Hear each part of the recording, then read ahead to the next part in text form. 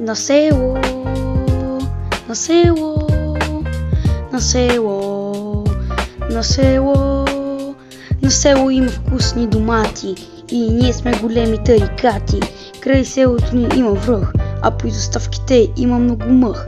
Там има кон, който само сере, пътят направо се превърна в войне. Къщи за гости има навсякъде, раклица е само тук, няма другаде. На село слънцето много пече, куш на моето плюшено момче.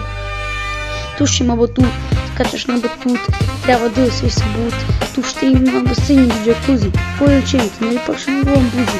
Ние отглеждаме едни хубави карпузи, тук не е кът на море, няма медузи. Ставането училище изследваме ние, сигурно някой в коните ще се пребие. Ставения магазин има и лице, изглежда като от апокалипсис бе, братле. Местните братленци навсякъде локалстват и по доставките гангстърстват. В града винаги е лудница, от камъни и земя е нашата улица. Двора ни е доста голям, ще има масичка и ням.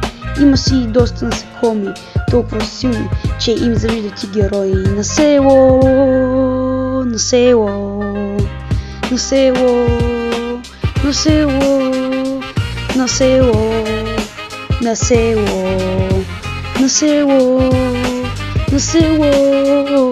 От Вин Дизел села бенг. Продължавам да се чудя как стана това. Се гледат има към селото, скоро започваме лето.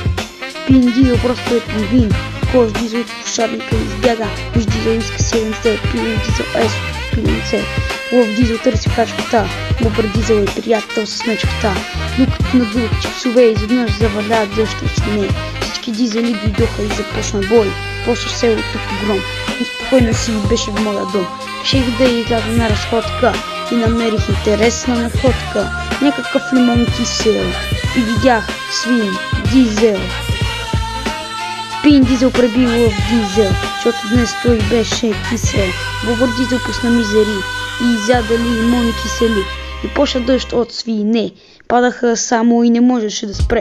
Да вправя ли втора част, бе, братле? Ще трябва да бягам, че падат свине.